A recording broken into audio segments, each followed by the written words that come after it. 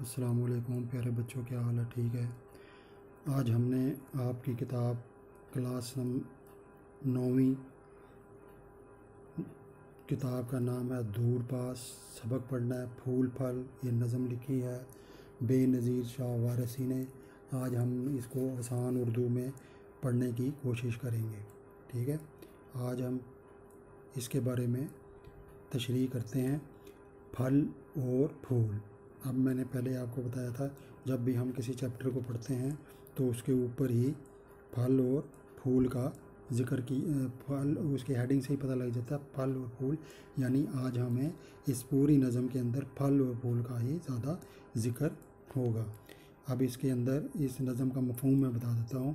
ये नज़म लिखने वाले बेनज़ीर शाह वारसी है, जिन्होंने बच्चों के लिए ये नज़म लिखी है। उसमें शायर ने कुदरत के दिए गए इंसान को फल और फूल और ख़ूबसूरती का ज़िक्र किया है, और ये ज़िक्र किया है कि इंसान को इन सब चीज़ों को देखकर अल्लाह ताला का शुक्र अदा करते रहना चाहिए, और उसका शुक्र अदा करते रहना चाहिए। और ऐसा ऐसे फल और फ्रूट और ऐसी कुदरती चीज़ें खुदा ताला ने एक नहीं हर एक इंसान और जानवर परिंदे हर एक के लिए पैदा की हैं। और शायर इसी का जिक्र करते हुए ये नज़म बच्चों के लिए लिख रहा है, और बच्चों को इस तरफ तवज्जो कर रहा है कि इसके ऊपर गौर करो और इसके बारे में सोचो कि ये फूल कैसे लगते हैं, क्या इंसान इसको बना सकता है? जिस तरह गुलाब का फूल है, इसको इंसान बना सकता है अपने आप अगर बना भी लेगा कागज़ का, वैसी शक्ल भी बना देगा, क्या उसमें वो वैसी खुशबू पैदा कर सकता है? ये सारा कुछ इंसान प्यारे बच्चों, आप लोग इसको पढ़ो और इसके बारे में सोचो, इसलिए ये नज़म उसने लिखी है। ठीक है, हम शुरू करते हैं अब इसको आसान उर्दू में करने की। शायर इसमें कहता है, खिले फूल बेले के वो लाजवाब। शायर इसमें कह रहा है कि खिले फूल बेले के वो लाजवाब, मतलब शायर का कहना है कि बेले के जो फूल हैं वो खिलने शुरू हो गए हैं, और हर वक्त जो है हर बहार में हर किस्म के फूल कुदरत ने बनाए हुए हैं, वो वहाँ उस मौसम में बहुत ज़्यादा खिलते हैं। बेले के वो लाजवाब, बेले के फूल अक्सर लोगों ने अपने क्यारियों में, अपने बागों में खूबसूरती के लिए लगाए होते हैं। अब के पीले रंग के होते हैं, आपने देखा होगा। तो लाजवाब के मैंने हैं जिसका कोई जवाब नहीं, यानी बहुत खूबसूरत। कहते हैं ना, यार तूने कपड़े डाले हैं बहुत खूबसूरत, जिसका लाजवाब यानी जिसका कोई भी जवाब नहीं। ठीक है, इसको हम कहेंगे लाजवाब। अब आगे आ जाओ, दूसरी लाइन है, वो फूले हज़ारों तरह के गुलाब। शायर इसमें ज़िक्र कर रहा है कि फूले का मतलब हज़ारों किस्म के फूल जो हैं वो खिले हुए हैं, और उसमें हज़ारों किस्म के गुलाब हैं। गुलाब अब कई तरह के सफ़ेद होते हैं, लाल, पीले, हरे, नीले, अब हर किस्म के अब जो है वो गुलाब आपने देखे होंगे। अब तो एक दरख्त पे कई रंग के गुलाब उगने शुरू हो गए हैं, लोगों ने उनको भी उगाना शुरू कर दिया। लेकिन ये कुदरत का नज़ारा है, ये कुदरत ही की दी हुई देन है, यानी अल्लाह ताला के बनाई हुई चीज़ें हैं। वो फूली चमेली खिला मोंगरा, चमेली के फूल जो छोटे छोटे फूल होते हैं चमेली के खूबसूरत से, वो खिलने शुरू हो गए हैं। फूली मतलब खिल जाना, फूली माने खिल जाना, और चमेली फूल है, खिला यानी खिल जाना, वो खूबसूरत। मोंगरा आपने देखा होगा, जब फूल खिलने से पहले कली होती है, कली से भी पहली हालत को वो कहा जाता है, मोंगरा कहा जाता है। अब आगे, खिली चांदनी बाग में जा बजा। अब इसमें लाइन में देखो, जा बजा जगह जगह, बाग यानी जो बाग हैं जहाँ पर फूल लगे होते हैं, वहाँ पर चांदनी की रोशनी जब पड़ती है तो इतना खूबसूरत नज़ारा होता है कि इंसान उसको देखता ही रह जाता है। वो इसका जिक्र किया, वो फूली नवाड़ी खिली कांसनी, फूली नवाड़ी। अब फूली नवाड़ी मतलब खिल गई, मतलब बन गई, हरी भरी नवाड़ी होती है, बेल को कहा जाता है। उसके ऊपर फूल लगे होते हैं, कांसनी छोटे छोटे फूल लगे होते हैं, उसे छोटे छोटे किस्म के फूलों को, मामूली से फूलों को कहा जाता है। और नवाड़ी यानी एक जिस तरह रस्सी के ऊपर लगे होते हैं, उसके लोगों ने घरों में अपनी बेलें लगाई होती हैं, उसके ऊपर छोटे छोटे फूल लगे होते हैं, उसका जिक्र किया गया। लाला खिला वो खिली कामनी, लाला यानी एक बहुत बड़ा एक फूल लाल रंग का, वो खिला और खिली कामनी, कामनी मतलब ये खूबसूरत छोटा छोटा सा फूल होता है, लोग अपनी बच्चियों के नाम भी कामनी के नाम पे रखते हैं, ये उसका जिक्र किया गया है।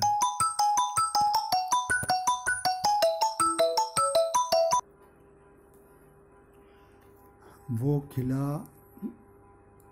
वो लाला खिला वो खिली कामनी, ठीक है, ये फितरत का है कुदरती इंतज़ाम। अब शायर जो है फिर खुदा ताला की तरफ इशारा करते हुए ज़िक्र कर रहा है कि ये फितरत का है कुदरती इंतज़ाम, यानी कुदरत अल्लाह ताला के फितरत में खूबसूरती पैदा करना और खूबसूरत नज़र दिखाना और इंसानों को उसकी तरफ माइल करना और उसको कहते हैं ना गौर व फिक्र करना किसी चीज़ के ऊपर। जब फूल लगे हुए हैं, बाग में फूल लगे हैं, या आप एक गुलाब का फूल है उसको देखो और उसके ऊपर गौर करो, और जब आप गौर करोगे तो उसके ऊपर आप देखोगे कि कई बड़े बड़े पैगंबरों ने और बहुत से सूफियों ने गुलाब के फूल के ऊपर ही बड़ी बड़ी किताबें लिख दी गई हैं, क्योंकि गुलाब के फूल की मकवी ताकत को, उसके अंदर जो ताकत है, उसके अंदर जो कुदरत ने ताकत और दवाई की वो पैदा करने की, और जिस्म में इंसान के जो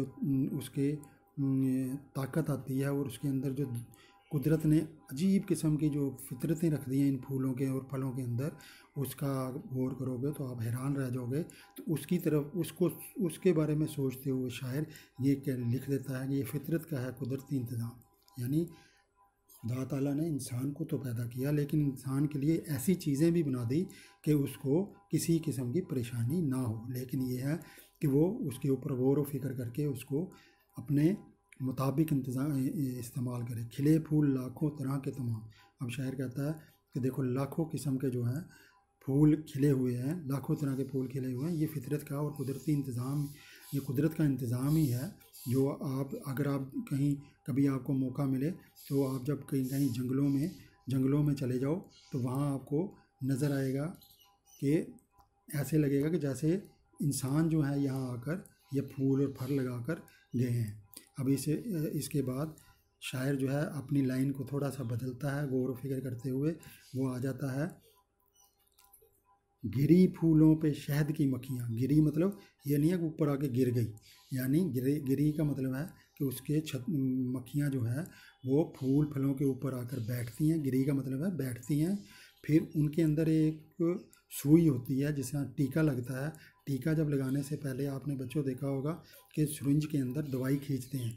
इसी तरह ने अल्लाह ताला ने इन मक्खियों के अंदर एक डंग दिया हुआ है जो इन फूलों के ऊपर बैठकर उन रस को अपनी तरफ सक कर लेती हैं, मतलब खींच लेती हैं। फिर वो अपने छत्ते पर जाकर शहद की, जहाँ उनका घर बनाया होता है, वहाँ जाकर वो उसका शहद बनाती हैं मक्खियाँ, और वहाँ पर शहद निकलता है। और फिर तुम देखो घरों में शहद इस्तेमाल करते हो। अब जब इसके ऊपर आप गौर करना शुरू करोगे तो एक किताब लिख सकते हो कि अब शहद कितनी किस्म का होता है। अब शहद जो है जिस जगह पर आप चले जाओगे वहाँ की मक्खियाँ उस फल फ्रूट के मुताबिक ही शहद उन फलों पे बैठती हैं, उसके मुताबिक ही शहद बनता है। जैसे जहाँ पर देखा आपने बहुत से फूल लगे हुए हैं और फल लगे हुए हैं, तो वो उसी के मुताबिक वहाँ पर डब्बे बनाकर लोग जो हैं शहद इकट्ठा करते हैं, और वो बहुत मकवी शहद, वो बहुत कीमती शहद होता है, उसका जिक्र शायर कर रहा है। वो छतों से झुकने लगी टहनियाँ। अब वो बाहर की वजह से वो जो टहनियाँ हैं जिसके ऊपर मक्खियों ने वो बनाए हुए हैं वो झुकने लग जाती हैं और वो भारी हो जाता है इतना शहद। फिर उसको लोग जो हैं वो उतारते हैं शहद को। इसका जिक्र शायर ने किया है। अब इस सफ़े की आखिरी लाइन में देखो, वो अंगूर, वो रस भरी लीचियाँ। शायर अब जो है इन फलों की तरफ से, इन फूलों की तरफ से और शहद की मक्खी की तरफ को पूरा करते हुए अब आ रहा है फल की तरफ। वो अंगूर, वो रस भरी लीचियाँ, वो अंगूर। अब मैंने तुम्हें कहा था कि वो अंगूर जैसे जिस बेल पर लगते हैं, ठीक है, बेल नवाड़ी भी जिसको कहा जाता है, वो जब आपने देखा अंगूरों के इतने बड़े बड़े गुच्छे लगते हैं तो वो वो उसके ऊपर लटक जाते हैं। लीचियाँ आपने देखा हो, लीचियों का दरख्त अगर आपने देखा होगा यहाँ बेशती मकबरा में और बड़े बड़े बागों में, जब उनके ऊपर लीचियाँ लगती हैं वो ऐसे लटक जाती हैं, उसका जिक्र शायर कर रहा है। लटकी हैं आमों की वो केरियाँ। अब आमों के दरख्तों के ऊपर भी आपने देखा होगा, आपके स्कूल में भी लगे हुए थे आम, आपने देखा होगा जब उसके ऊपर जाल सा बन जाता है, फिर वो ढेर सा बन जाता है, फिर वो लटक जाती है, फिर अम्बियाँ बन जाती हैं, और वो अम्बियाँ जो हैं फिर आम बन जाते हैं, और वो टहनियाँ जो छोटी छोटी होती हैं वो लटक जाती हैं। उसका जिक्र शायर कर रहा है कि वो लटकती, वो शायर कहता है लटकती हैं आमों की वो कैरियाँ। ठीक है, अब उसके बाद आप आ जाओ आखिरी लाइन के ऊपर, अनारों में कलियाँ भी लो आ गई। अब शायर जो है अनार का जिक्र कर रहा है, अनार के दरख्त का। उसके ऊपर पहले छोटे छोटे फूल आते, कलियाँ आती हैं, उसके ऊपर लाल सा फूल आता है, उसका जिक्र कर रहा है। वो केलों की फलियाँ भी वो केलों की फलियाँ भी गदरा गई। केलों की खलियाँ, केलों की फलियाँ, केलों के ऊपर जो दरख्त लगे होते हैं वो भी फूल बनता है, आपने देखा होगा फूल जो है वो उसका गदरा गई। गदरा जाना यानी कच्चा पक्का था। आपने जब देखा होगा केलों को, कभी देखा आपने उतारते वक्त, वो कभी भी पक्के नहीं होते और वो गदरे होते हैं। जब उनको उतारते हैं तो उसके बाद फिर उनको रखा जाता है और उसके बाद फिर उनका इस्तेमाल किया जाता है। अब इसके बाद आ जाओ आप दूसरे पेज के ऊपर, इसमें शायद अब जिक्र कर रहा है फलों के बारे में। अब हम फलों के ऊपर ही जा रहे हैं। बही सेब आगे है, बही बही एक फल है जिसको नाशपाती की तरह का होता है। सेब, सेब आपने देखा होगा गोल मोल सेब, जो आपने हिमाचल में और कश्मीर में बहुत लगता है, उसका जिक्र किया जा रहा है। और उसके बाद अमरूद, ये तीन फलों का जिक्र किया गया इसमें। अमरूद भई वो पकने लगे, शायर कहता है ये भी अब इनके वक्त भी आ गया पकने का। तो वो कैसे नज़र आते हैं, अगली लाइन में वो कह रहा है वो शाखों पे गोले चमकने लगे। वो कहता है ऐसे गोले जैसे लाल लाल गोले से नज़र आते हैं, गेंद लटके हुए होते हैं। ठीक है, उसका जिक्र कर रहा है। अब आगे देखो उस लाइन के आगे, वो पककर शरीफे भी सब खिल गए। शरीफे एक बहुत अच्छा खूबसूरत सा फल होता है जिसका शहद की तरह मीठा होता है। टपक पड़ते हैं जो ज़रा सा बिल हिल गए। वो शरीफे जब एकदम पक जाते हैं तो अगर टहनी हिल गई हवा से तो वो नीचे गिर जाते हैं और टूट जाते हैं। बिल टपक पड़ते हैं जो ज़रा हिल गए, जो शायर कहता है वो ज़रा सा हिल जाए तो वो गिरने शुरू हो जाते हैं। आगे तो लदी हैं दरख्तों पे नारंगियाँ, नारंगियाँ नारंगियाँ दरख्तों के ऊपर फल फ्रूट की तरह कई किस्म के फल जो हैं वो लटके हुए हैं, झुकी पड़ी हैं बोझ से डालियाँ।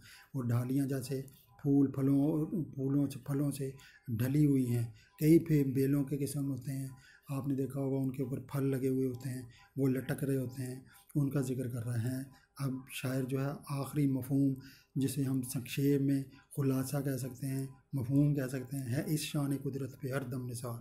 अब शायर कहता है कि ये जिसने ये ऐसी चीज़ें पैदा की हैं जो हमने अभी सिर्फ थोड़ा सा कुदरत के नज़ारों का जिक्र किया है, हमने परिंदों का जिक्र नहीं किया, हमने समुंदर के समुंदरी और जंगलों के जानवरों का जिक्र नहीं किया, सिर्फ थोड़े से फल और फूल का जिक्र किया है एक शान कुदरत पे हर दम निसार। शायर कहता है इस सोच को ही हम अगर हम सोच लें तो दिल करता है मैं अपनी जान निछावर कर दूं और खुदा का शुक्र अदा करता रहूं कि उसने ये चीज़ें ये हम लोगों के लिए पैदा की, ये दिखाई हैं हमें, जिसने क्या क्या बहारें, ये क्या क्या बहारें उसने कुदरत ने हमें दिखाई हैं, उसका जिक्र शायर कर रहा है।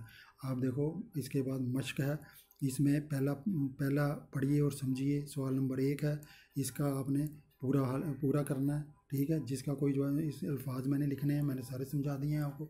और इसके बाद हम चलते हैं अगले पेज के ऊपर, जो एक्सरसाइज नंबर 2 है वो देखते हैं क्या है। अब देखो ये एक्सरसाइज नंबर 2 है, इसमें सोचिए और बताइए, सोचिए और बताइए। ये सवाल 5 हैं, इस 5 सवालों के बारे में आपने लिखना है। शायर है, नज़म में किन किन फूलों के नाम आते हैं, मैंने आपको सारे नाम बता दिए हैं। शायर ने फितरत के किस कुदरती इंतज़ाम की तरफ इशारा किया है। सबसे बड़ा सवाल का जवाब ये बहुत जो इम्तिहान में आता है, जो इस नज़म का मफहूम है उसका तुमने बताना है। फितरत यानी खुदा ताला की कुदरत का जिक्र तुमने करना है, उसकी शान का जिक्र करना है और उसके जलाल का जिक्र करना है।